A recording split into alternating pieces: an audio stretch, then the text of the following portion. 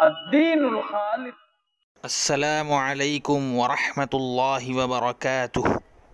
نحمده ونصلي على رسوله الكريم، اما بعد فاعوذ بالله من الشيطان الرجيم، بسم الله الرحمن الرحيم، شهر رمضان الذي انزل فيه القرآن۔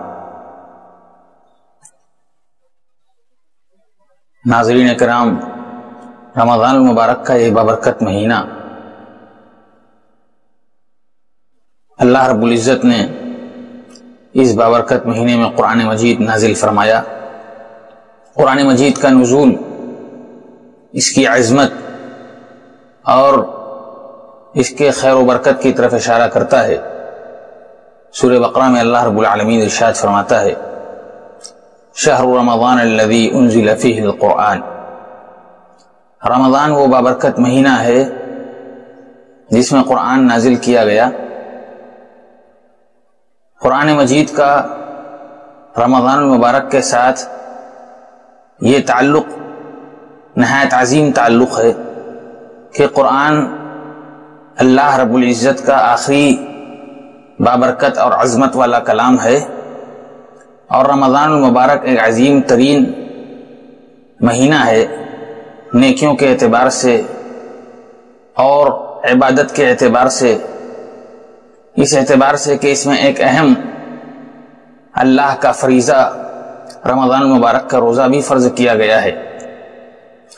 اللہ رب العزت نے اس مہینے میں قرآن نازل کیا۔ قرآن مجید کا اس مہینے سے خاص تعلق ہے، وہ یہ ہے کہ قرآن مجید کی تلاوت، قرآن مجید کا سماعت اس مہینے میں بکثرت قرآن مجید سنا بھی جاتا ہے اور اس کو پڑھا بھی جاتا ہے۔ اور قرآن مجید کا نزول کی ابتدا، شروعات بھی اسی مہینے میں ہوئی۔ انا انزلناہ فی لیلۃ القدر، اللہ تعالیٰ فرماتا ہے کہ ہم نے قرآن لیلۃ القدر میں نازل کیا۔ آخری عشرے کی طاق راتوں میں قرآن مجید کے نزول کا سلسلہ شروع ہوا، اور قرآن مجید رمضان المبارک کے مہینے میں نازل ہوا۔ اس تعیین کے بعد اس بات کی بھی تعیین فرما دی کہ وہ کون وقت اور کون سی گھڑی تھی۔ انا انزلناہ فی لیلۃ القدر، ہم نے اسے لیلۃ القدر میں نازل فرمایا۔ سورہ دخان میں اللہ تعالیٰ کہتا ہے، انا انزلناہ فی لیلۃ مبارکۃ انا کنا منذرین، کہ ہم نے اسے بابرکت رات میں نازل کیا۔ لیلۃ القدر یہ بابرکت رات ہے، اس بابرکت رات میں ہم نے قرآن مجید نازل کیا، اور بے شک ہم ڈرانے والے اور تنبیہ کرنے والے ہیں۔ تو قرآن مجید اللہ کا یہ کلام، اس مہینے سے اس کا اس قدر گہرا تعلق ہم اور آپ جانتے ہیں کہ رسول اکرم صلی اللہ علیہ وسلم قرآن مجید پڑھتے تھے، قرآن مجید آپ کے اوپر نازل ہوا، قرآن مجید آپ سماعت فرماتے تھے، اور قرآن مجید سمجھتے اور سمجھاتے تھے۔ آپ غور کریں کہ ہم جس معاشرے میں رہتے ہیں، یہاں کس کثرت سے، کس تعداد میں قرآن مجید کو پڑھا جاتا ہے۔ بہت بڑی جماعت ہے جو قرآن مجید کی تلاوت کرتی، قرآن مجید کو شب و روز پڑھتے ہیں، لیکن یہ بہت بڑا المیہ ہے کہ اس میں غور و فکر کی، تدبر کی کوشش نہیں کرتے۔ قرآن مجید میں اللہ رب العزت کا جو پیغام ہے اسے سمجھنے کی سعی نہیں کرتے۔ یہ اللہ کا پیغام، یہ دنیا و آخرت میں سرخروئی اور نجات کا ذریعہ ہے۔ اللہ رب العزت کے اس پیغام کو ہمیں سمجھنا ہے، اور یہ ہماری ذمہ داری ہے۔ وَلَقَدْ يَسَّرْنَا الْقُرْآنَ لِلذِّكْرِ فَهَلْ مِن مُدَّكِرٍ، ہم نے قرآن کو نصیحت کے لیے آسان بنایا ہے۔ اور یہ بات اللہ رب العزت نے سورہ قمر میں 4 مرتبہ کہی کہ ہم نے قرآن کو آسان بنایا ہے نصیحت کے لیے، کہ ایک آدمی اس سے عبرت اور نصیحت حاصل کرے۔ اپنی زندگی میں قرآن مجید کی تعلیمات کو شامل کرے۔ فہل من مدکر، تو ہے کوئی نصیحت حاصل کرنے والا؟ تو قرآن مجید یہ اللہ رب العزت کا وہ کلام ہے جو اللہ نے ہمارے لیے موعظت، نصیحت اور نجات، شفا کا ذریعہ بنایا ہے۔ ہم اس قرآن سے اپنا تعلق مضبوط کریں اور اس کو اپنی زندگی میں شامل کریں، اس سے اپنا تعلق مضبوط کریں۔ جو تعلق ہمارا قرآن مجید سے ہے یہ نہایت کمزور تعلق ہے۔ رسول اکرم صلی اللہ علیہ وسلم قیامت کے دن اللہ کے دربار میں کہیں گے وقال الرسول یا رب ان قوم اتخذوا هذا القرآن مہجورا، اور رسول اکرم صلی اللہ علیہ وسلم کہیں گے کہ اے پروردگار، اے میرے رب، میری قوم کے لوگوں نے قرآن کو چھوڑ دیا تھا، قرآن سے اپنا تعلق ختم کر لیا تھا۔ قرآن ہمارے گھروں میں ہے، ہمارے سینوں میں ہے اور ہمارے طاقوں میں بھی ہے، ہم خاص موقع پر اسے اٹھاتے بھی ہیں اور اسے پڑھتے بھی ہیں، لیکن پھر بھی رسول اکرم صلی اللہ علیہ وسلم کہیں گے کہ میری قوم کے لوگوں نے قرآن کو ایک متروک اور مہجور چیز بنا دی تھی جسے چھوڑ دیا جائے۔ تو یہ اس اعتبار سے ہے کہ ہم نے قرآن مجید کو، وہ کتاب جو اللہ رب العزت کی جانب سے ہمارے لیے ایک دستور تھا، ایک قانون تھا، اس کو بالائے طاق رکھ دیا اور زندگی کے اپنے اصول و ضوابط بنائے۔ ہم نے دنیا کو ترجیح دی اور اس کے سامنے جو بھی رکاوٹیں آئیں اس کو ہٹا دیا۔ قرآن مجید نے منع کیا جن چیزوں سے، جن امور سے، حرام کاری سے، سود خوری سے۔ جب ہمارے مفاد کے سامنے قرآن کی تعلیم آئی، ہم نے قرآن کی تعلیم کو پس پشت ڈال دیا۔ ہم نے جب دیکھا کہ دنیا کے اعتبار سے ہمارا فائدہ ہو رہا ہے، ہم نے قرآن مجید کو بالائے طاق رکھ دیا اور ہم نے دوسرے کے نظریے کو قبول کیا، دوسروں کے خیالات کو لیا اور قرآن مجید کو پس پشت ڈال دیا۔ رسول اکرم صلی اللہ علیہ وسلم اللہ کے سامنے یہ کہیں گے کہ میری قوم کے لوگوں نے قرآن کو پس پشت ڈال دیا۔ اس ماہ مبارک میں ہم یہ عزم کریں کہ قرآن مجید سے ہم اپنا رشتہ تلاوت کے اعتبار سے، سماعت کے اعتبار سے اور فہم کے اعتبار سے مضبوط کریں گے کہ قرآن مجید کو ہم پڑھیں گے، سنیں گے، سمجھیں گے اور اس کے مطابق عمل بھی کریں گے انشاءاللہ۔ تو یہ ہمارا عزم ہونا چاہیے کہ ہم قرآن مجید سے اپنا رشتہ مضبوط کریں۔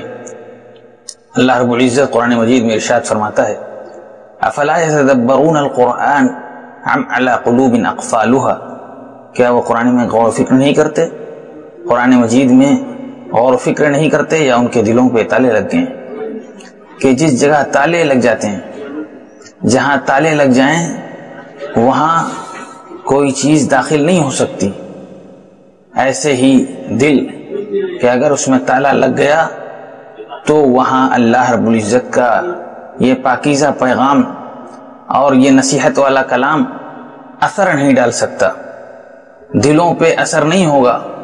قرآن کا اگر دلوں پہ تالے لگ جائیں تو اپنے دل کے تالوں کو کھولیں۔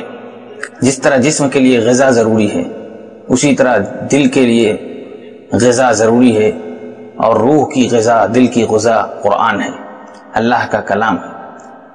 وَمَا اجْتَمَعَ قَوْمٌ فِي بَيْتٍ مِّن بُيُوتِ اللَّهِ وَيَتْلُونَ كِتَابَ اللَّهِ وَيَتَدَارَسُونَهُ بَيْنَهُمْ إِلَّا نَزَلَتْ عَلَيْهِمُ السَّكِينَةُ وَغَشِيَتْهُمُ الرَّحْمَةُ وَحَفَّتْهُمُ الْمَلَائِكَةُ وَذَكَرَهُمُ اللَّهُ فِي مَنْ عِندَهُ۔ رسول اکرم صلی اللہ علیہ وسلم فرماتے ہیں کہ جو لوگ اللہ کے گھروں میں سے کسی گھر میں جمع ہوں، قرآن مجید کی تلاوت کریں، آپس میں قرآن مجید کا تدارس کریں، سمجھنے اور سمجھانے کی کوشش کریں، الا نزلت علیہم السکینہ، ایسے لوگوں پر سکون نازل ہوتا ہے۔ قرآن مجید پڑھنے والوں اور غور و فکر کرنے والوں، سمجھنے والوں پر اللہ کی جانب سے سکون نازل ہوتا ہے۔ سکون کی تلاش میں ہم کہاں کہاں بھٹکتے ہیں، الذین آمنوا وتطمئن قلوبهم بذکر اللہ الا بذکر اللہ تطمئن القلوب، جو لوگ ایمان لائے ان کے دل مطمئن ہوتے ہیں اللہ کے ذکر سے۔ سنو، دلوں کو اطمینان اللہ کے ذکر ہی سے ہے، دلوں کو چین اللہ کے ذکر ہی میں ملے گا، اور سکون جس کی تلاش میں ہم بھٹکتے ہیں یہ قرآن مجید کی تلاوت اور قرآن مجید کو سمجھنے اور سمجھانے میں۔ وغشیتہم الرحمہ، اللہ کی جانب سے اللہ کی رحمت ان کو ڈھانپ لیتی ہے۔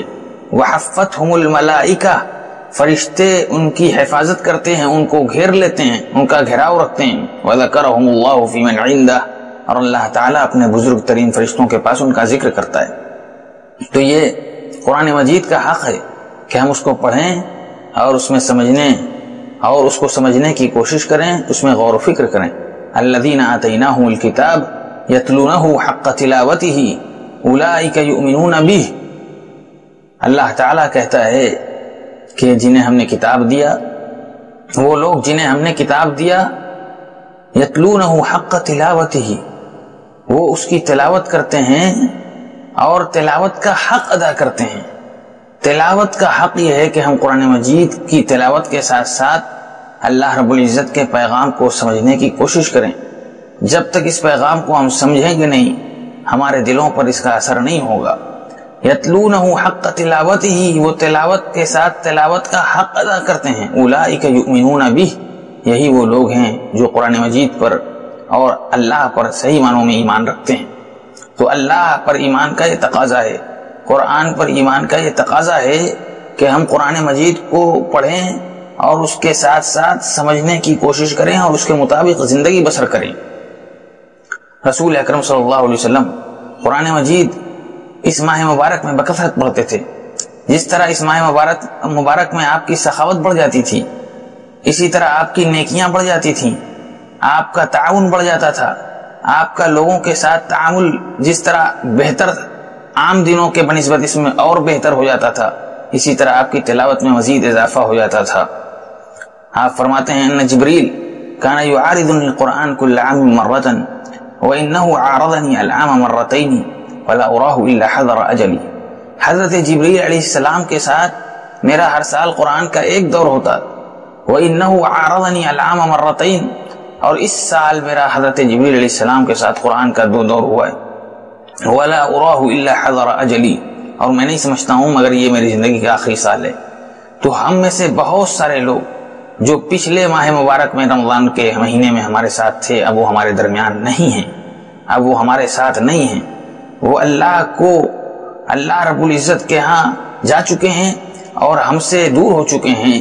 تو یہ اس ماہ مبارک میں جو ہمیں موقع اور یہ غنیمت فرصت ملی ہے، اس موقع کو ہم غنیمت جانیں اور اس موقع سے ہم فائدہ اٹھائیں اور اس میں زیادہ سے زیادہ نیکیاں کمائیں کہ اللہ کے نبی صلی اللہ علیہ وسلم کا حضرت جبریل علیہ السلام کے ساتھ ہر سال قرآن کا ایک دور ہوتا تھا، اور اس سال جو آپ کی زندگی کا آخری سال تھا قرآن مجید کا 2 دور ہوا۔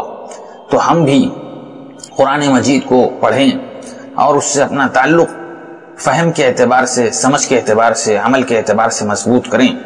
یہ قرآن اور رمضان کا بہت ہی گہرا تعلق ہے، ہم اس تعلق کو سمجھیں، اس کا خیال رکھیں۔ رسول اکرم صلی اللہ علیہ وسلم فرماتے ہیں الصیام والقرآن یشفعان للعبد یوم القیامہ، روزہ اور قرآن قیامت کے دن بندے کے لیے سفارش کریں گے۔ روزہ بھی اللہ سے سفارش کرے گا، قرآن بھی اللہ سے سفارش کرے گا۔ یقول الصیام اے رب منعت الطعام والشہوۃ فشفعنی فیہ، روزہ کہے گا کہ اے اللہ میں نے اسے کھانے پینے سے اور اپنی جائز خواہشات پورا کرنے سے روکا تھا، میری سفارش اس کے حق میں قبول فرما لے۔ ویقول القرآن اے رب منعت النوم باللیل، منعتہ النوم باللیل، اور قرآن کہے گا کہ اے اللہ میں نے اسے راتوں میں سونے سے روک رکھا تھا۔ یہ رات میں قرآن مجید قیام اللیل میں پڑھتا تھا، قرآن مجید کی تلاوت کرتا تھا، راتوں میں تہجد میں لمبی لمبی صورتیں پڑھتا تھا۔ منعتہ النوم باللیل، میں نے اسے راتوں میں آرام سے سونے سے روکے رکھا، تیری محبت نے، تیرے قرآن کی محبت نے اسے روکے رکھا۔ فشفعنی فیہ، میری سفارش اس کے حق میں قبول فرما لے۔ فیشفعانی، قرآن اور رمضان المبارک کے روزے کی سفارش بندے کے حق میں قبول فرما لی جائے گی۔ تو یہ اس تعلق کو ہم سمجھیں کہ جو رمضان المبارک کا یہ بابرکت مہینہ ہے، قرآن مجید کو اللہ رب العزت نے اس بابرکت مہینے میں نازل کیا، اس مہینے میں قرآن کے نزول کو پسند کیا۔ یہ اس مہینے کی عظمت ہے کہ اس مہینے کو اللہ نے پسند کیا قرآن کے نزول کے لیے، اور ہم اس مہینے میں قرآن مجید کو اپنی زندگی میں شامل کرنے کے لیے تیار ہو جائیں اور قرآن مجید سے اپنا تعلق مضبوط کر لیں۔ اللہ تعالی ہمیں اس کی توفیق عطا فرمائے، آمین۔ السلام علیکم ورحمۃ اللہ وبرکاتہ۔